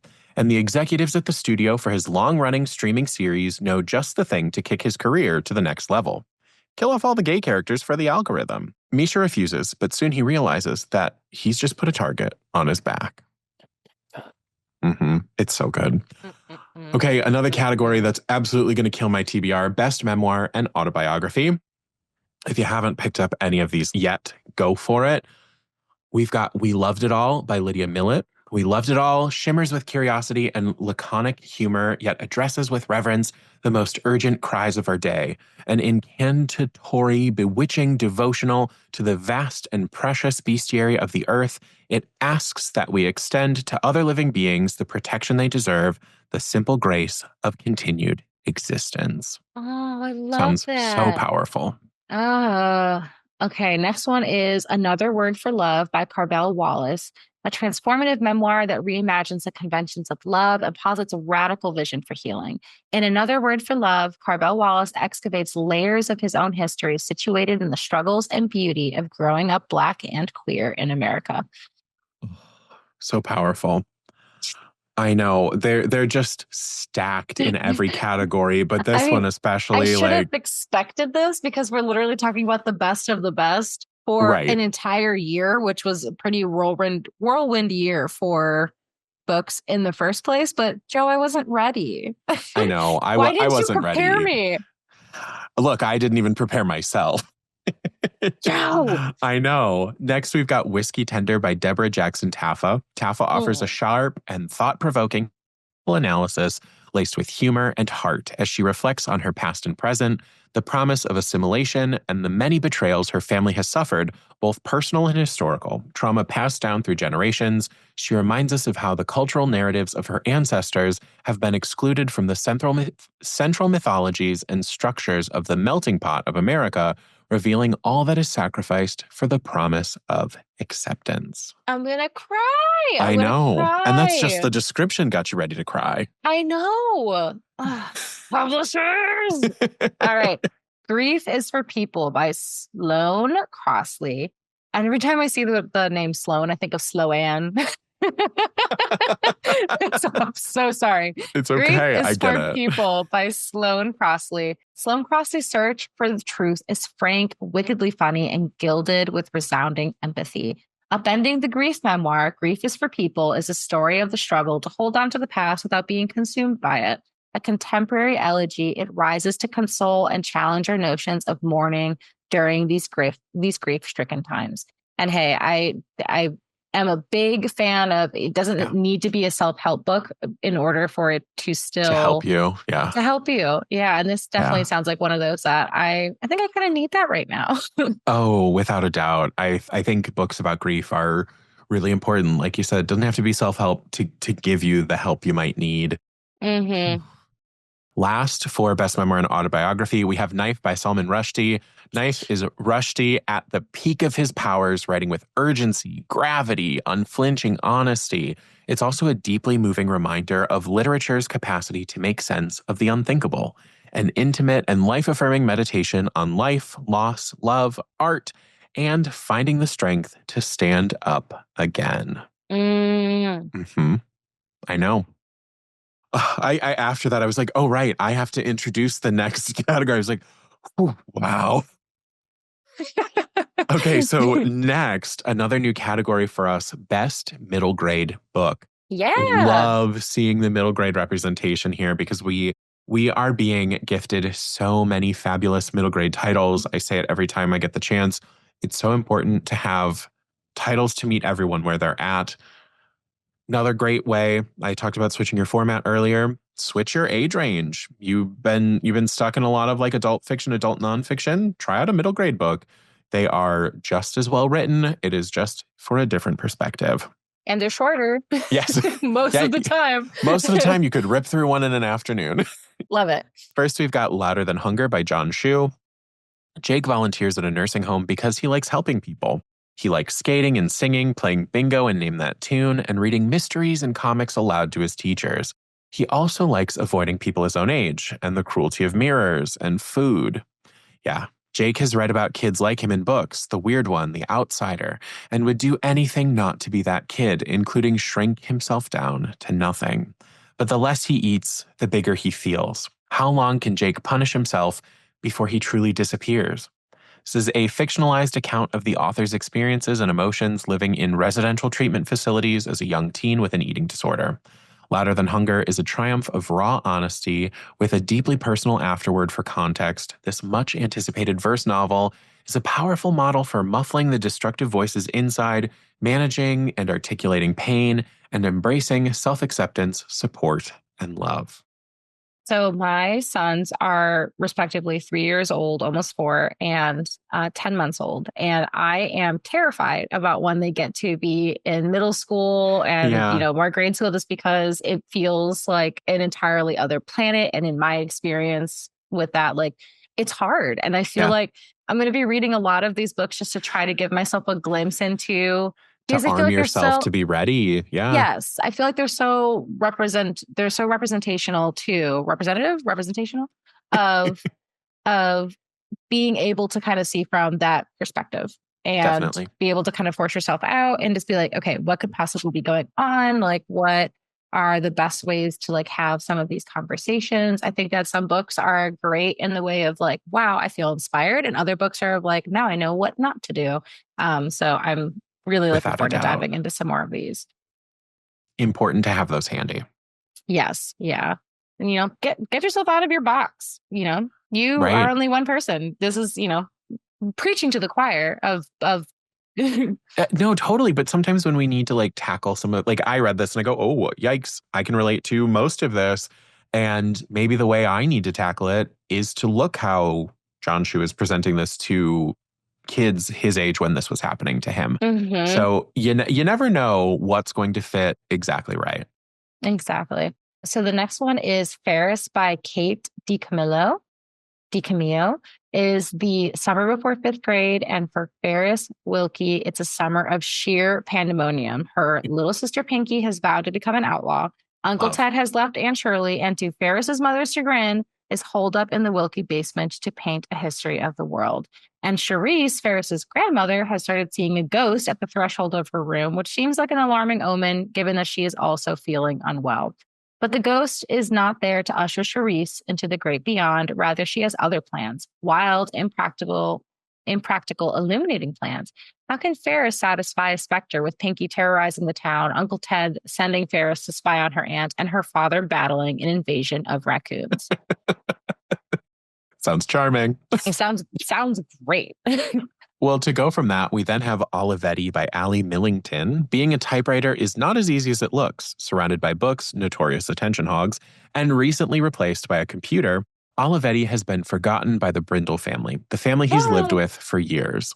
The Brindles are busy humans, apart from 12-year-old Ernest, who'd rather be left alone with his collection of Oxford English dictionaries. The least they could do was remember Olivetti once in a while, since he remembers every word they've ever typed on him. It's a thankless job keeping memories alive. It's from the perspective of a typewriter? Sure is. Oh my God. And the full description will give you even more. So definitely check that. It sounds super fun. Check out that one. Okay. The next one is Weirdo by Tony Weaver Jr. From rising star Tony Weaver Jr. comes a middle grade graphic novel memoir about an awkward preteen who loves all things geeky but struggles with mental health issues and self-doubt, which is perfect for fans of Jerry Craft's New Kid. So again, more things just to kind of put myself back into the shoes. You could not pay me to go back to middle school. No. You couldn't pay me. Somebody's like, here's $3 million. If you go back to middle school for a day, I'd be like, no, thank you. I don't even want to walk those halls anymore. Like, well, for a day, man. $3 million. Joe's like, I can be convinced. I'm like, I might make it for a day. As long as my therapist is ready when I come back. Yes. I'm ready and waiting. Last for best middle grade book, we have Impossible Creatures by Catherine Rundell.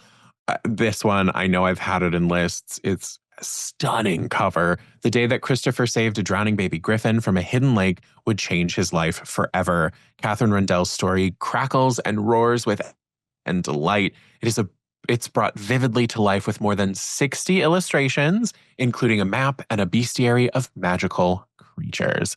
It's stunning. If you haven't picked this one up yet, if you've got like a fledgling fantasy lover or kid who's just really into animals and you want to expand their horizons, might be a fun way to do it.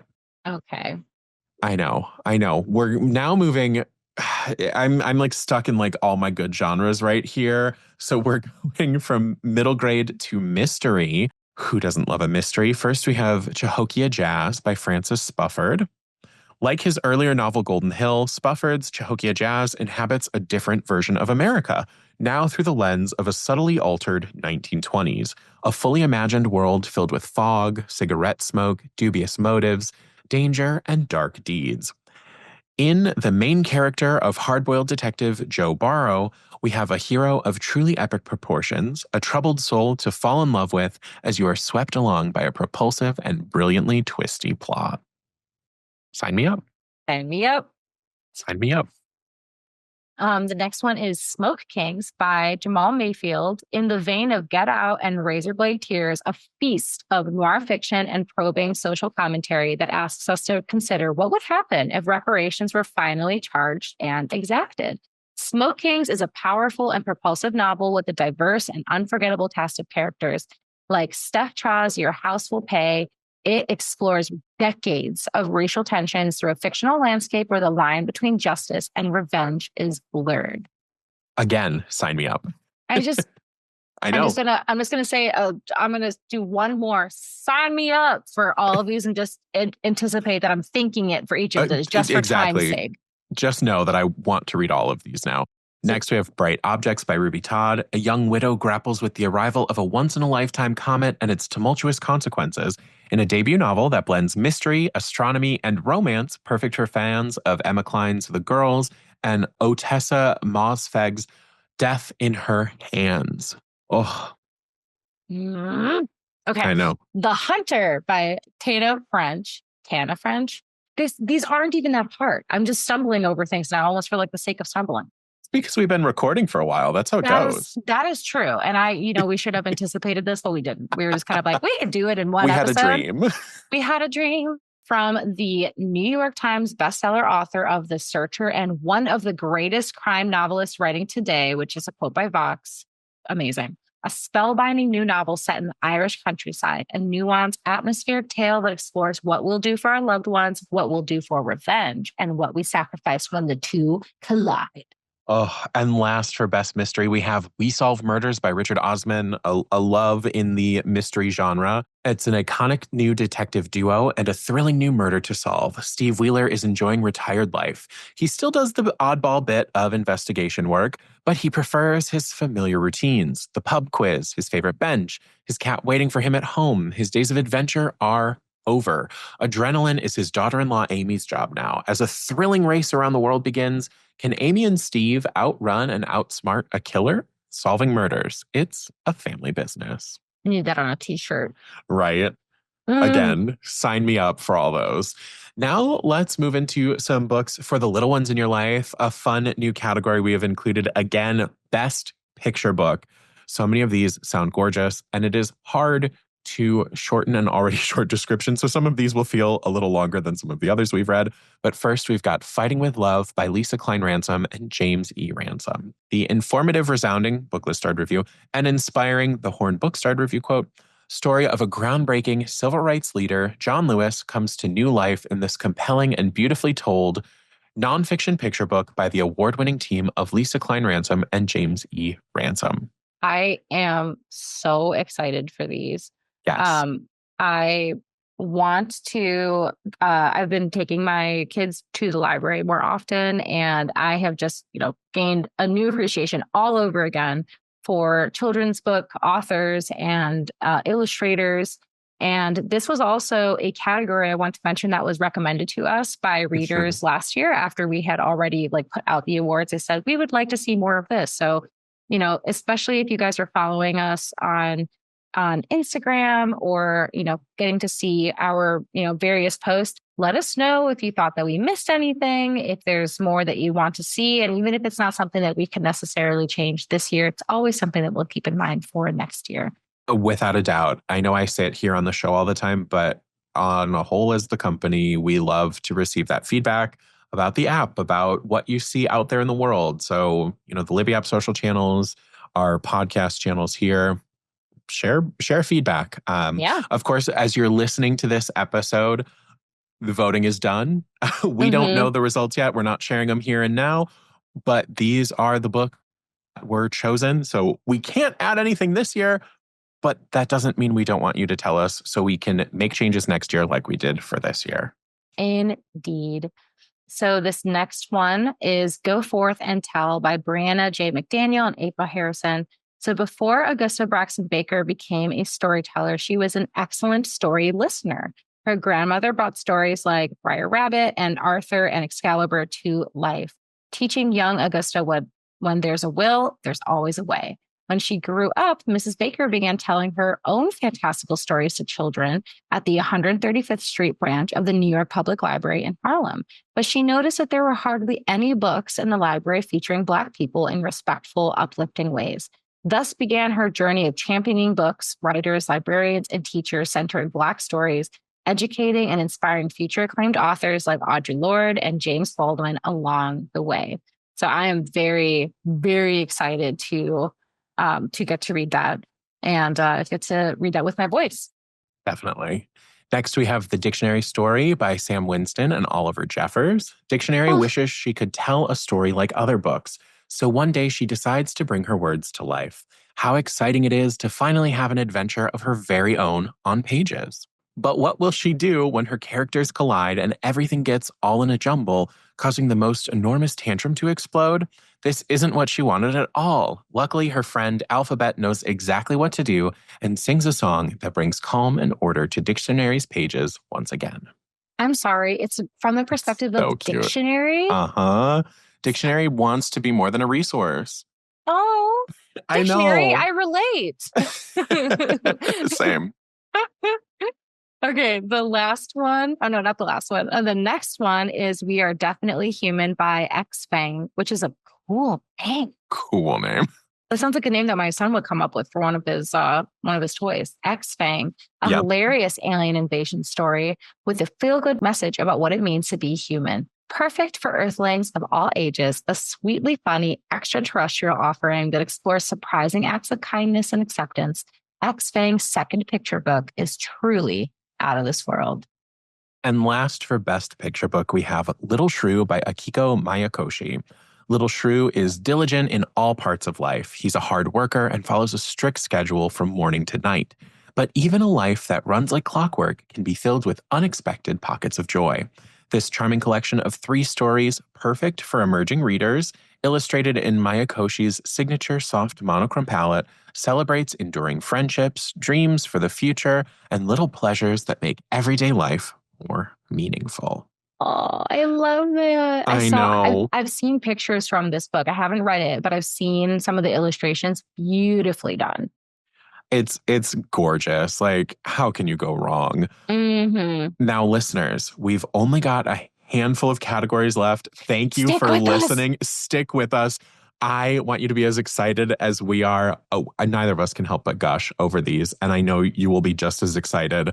Build your TBR. We are in the final countdown now. We have hit Best Romance, which I know y'all are clamoring for. So looking at who we've got here, one of our finalists we have an interview for, so make sure you check that out.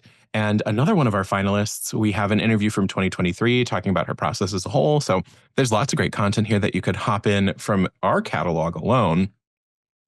I love how I said, let's get you to the end here and be fast. And I had more to say. So sorry. Brevity is not the soul of a podcaster either. We are good at other things.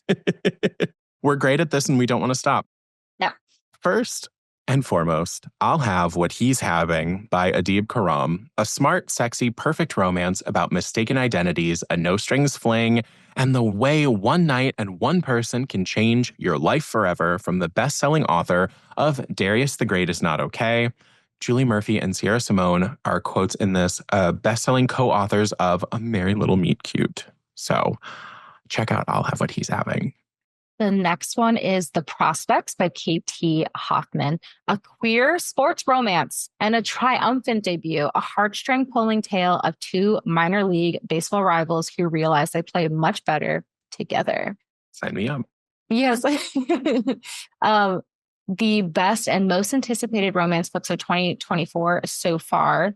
That's by Elle, who had identified them as that. Yes. So Elle magazine. This triumphant debut romance reveals what's possible when we allow ourselves to want something enough to swing for the fences. Now, you talked before about like changing up your format if you're not like liking something or changing things. So I'm like romance novels, not my thing. Same. Queer romance novels. Yes. I know the first 2 in, and I'm like, well, I guess I have my romances to add for the year. It took me years of my friend Alexa in particular trying to she's like, try this one. I'm like, okay, I suppose like I'll try it. And I never liked it. But then one recommendation from one of our content librarians, Sheila, who had recommended the Emperor and the Endless Palace. And I was like, queer romance novels. I need them. I can do that. I can do that. So yes, adding this one. Absolutely. Next, we have This Could Be Us by Kennedy Ryan. Emma talked with Kennedy about her process overall and lots of great things in 2023, as I mentioned. This is for fans of Tia Williams and Colleen Hoover. Comes a deeply moving and personal novel about sacrifice, self-reliance, and finding true happiness from, as quoted from Entertainment Weekly, one of the finest romance writers of our age. We love it. Mm-hmm. This one is The Truth According to Ember by Danica Nava. A Chickasaw woman who can't catch a break serves up a little white lie that snowballs into a much more. So this is a USA Today best-selling rom-com by a critically acclaimed author, and I will allow it. Again, like Indigenous representation in the romance genre, sign me up. This one's on Yes. my TBR too. Like, even though I'm not much of a romance reader, this one is also high on the list of just like, I need it. For me, anything to shake up the status quo of like, Yes. she moved What's to expected. moved back to her small town and she never lets her hair down. Like I love a little bit of a shake up. That's all I need. Well, our last one for best romance. No surprise to see one Emily Henry's name in this list. You can check out Emma's interview for Funny Story. This is Funny Story, Emily Henry. Daphne always loved the way her fiance Peter told their story, how they met on a blustery day, fell in love over an errant hat, and moved back to his lakeside hometown to begin their life together. He really was good at telling it, right up until the moment he realized he was actually in love with his childhood best friend Petra.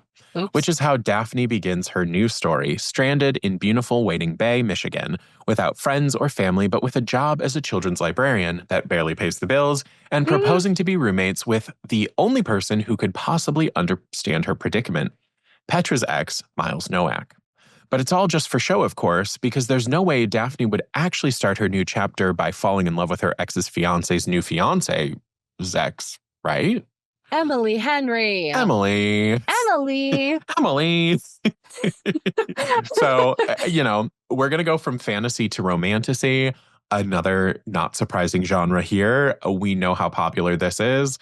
And again, plenty in here for either check out old interviews or many conversations of Emma gushing over Sarah J. Maas. Shocker, surprise, she's in this list. It wouldn't be a best of 2024 list if Sarah J. Maas wasn't in here. So I'll just talk about it. First off, House of Flame and Shadow is in the best romantasy category, the stunning third book of the sexy, action-packed Crescent City series, following the global bestsellers House of Earth and Blood and House of Sky and Breath in this sexy, breathtaking sequel to the #1 bestsellers. Why is that so repetitive? I was losing my mind, apparently. Maybe I'm just rereading it. The series reaches new heights as Bryce and Hunt's world is brought to the brink of collapse with its future resting on their shoulders.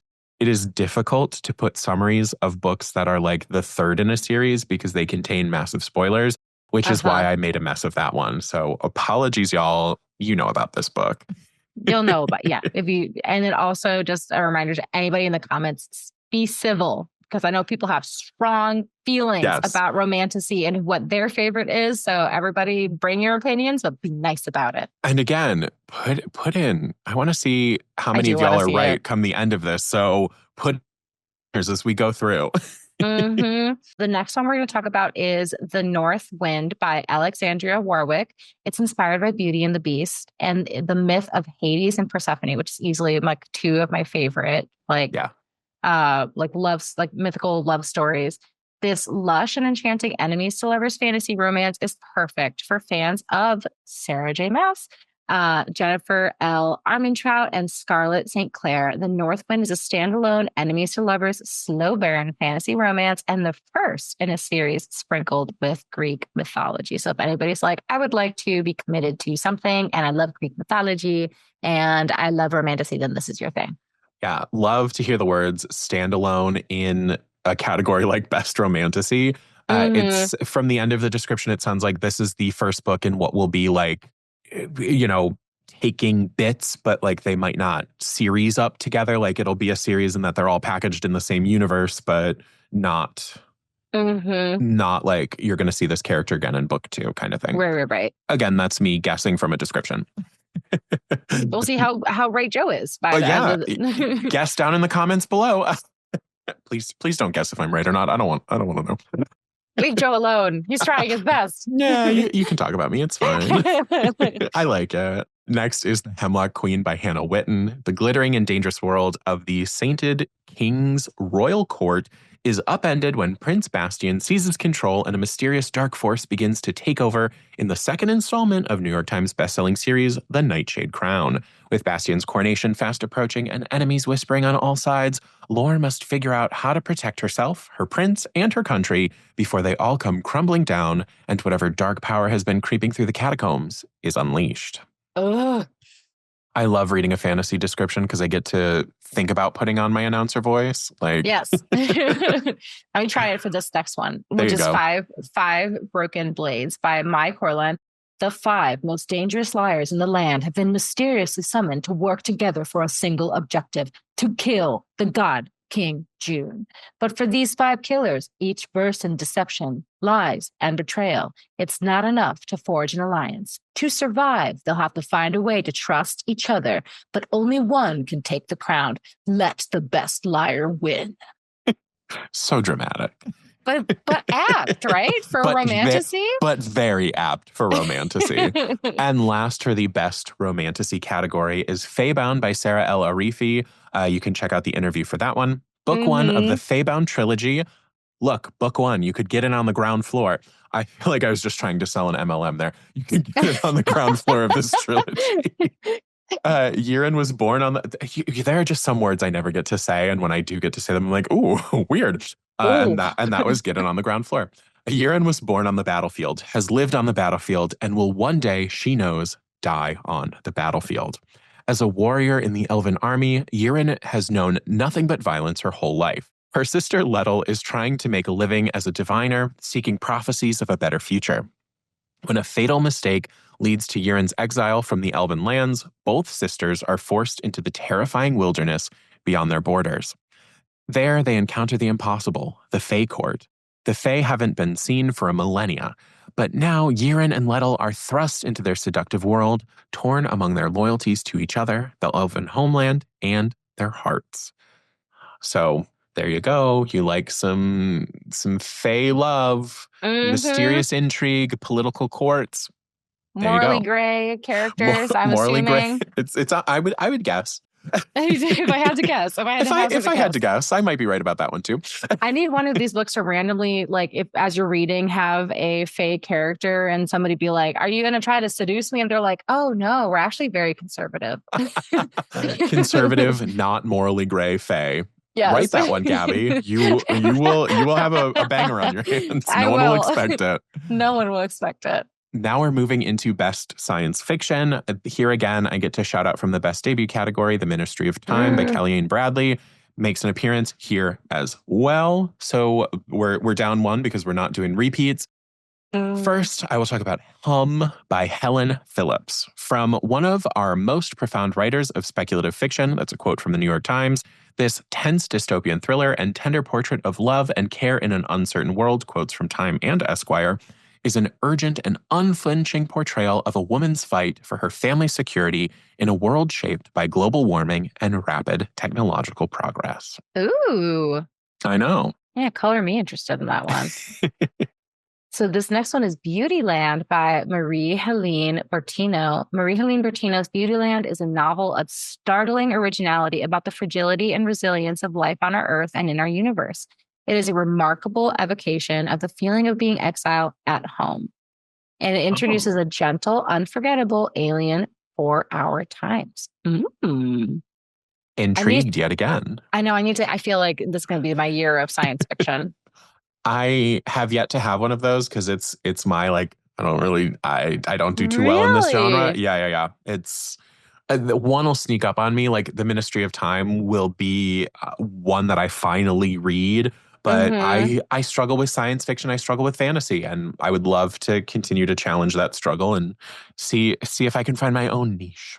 Yeah, after I read The Hitchhiker's Guide, then I knew I'm like okay, and I'm also like a Doctor Who fan, so this is a niche that it makes sense for me to fall into.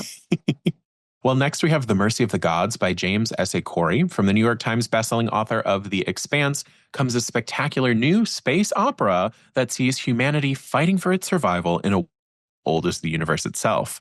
Dafid Alcor is a simple man swept up in events that are beyond his control and more vast than his imagination. He will become the champion of humanity and its betrayer, the most hated man in history, and the guardian of his people. This is where his story begins.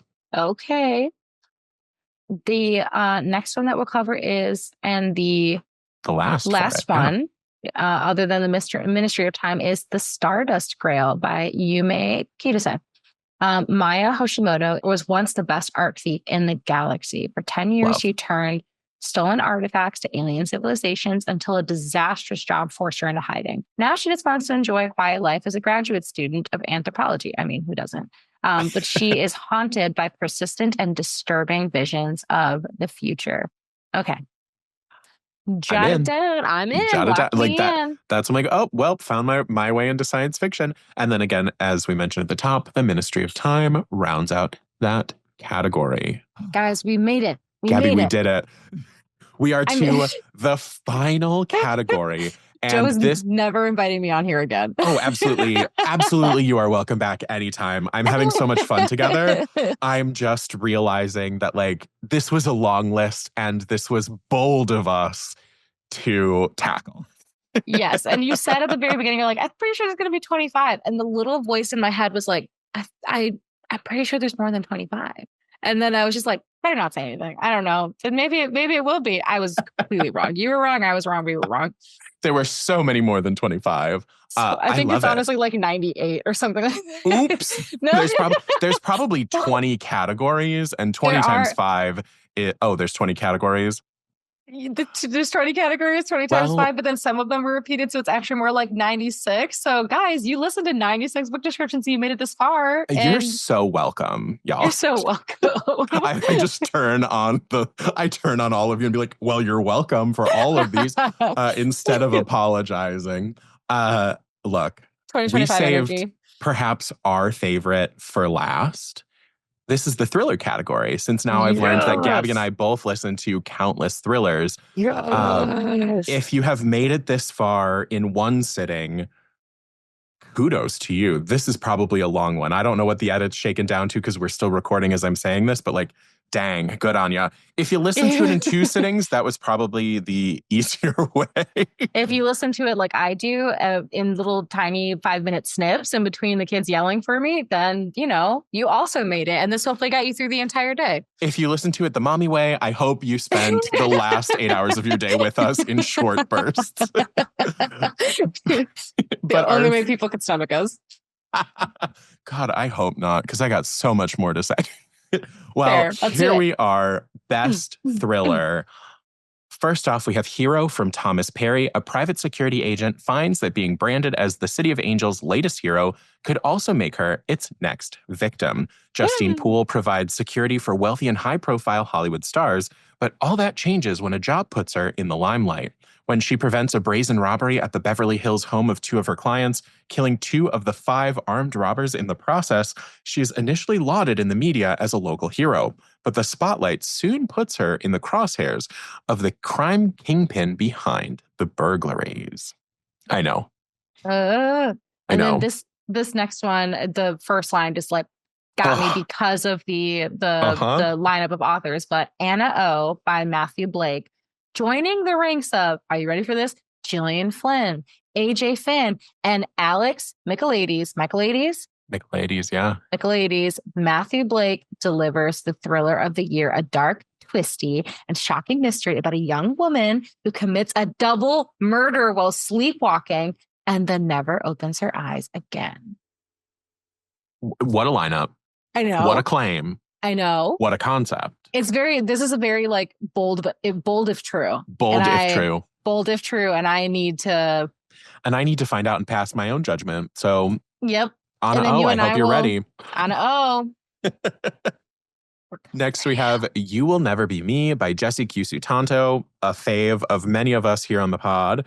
When cracks start forming in an influencer's curated life, she finds out that jealousy is just as viral as a video in this riveting suspense novel by best-selling author Jessie Q. Sutanto. Interesting. I love a thriller off of influencer culture. Show me the cracks in the facade. I don't know that I've ever gotten to read any. I feel like influencer culture is so relatively new.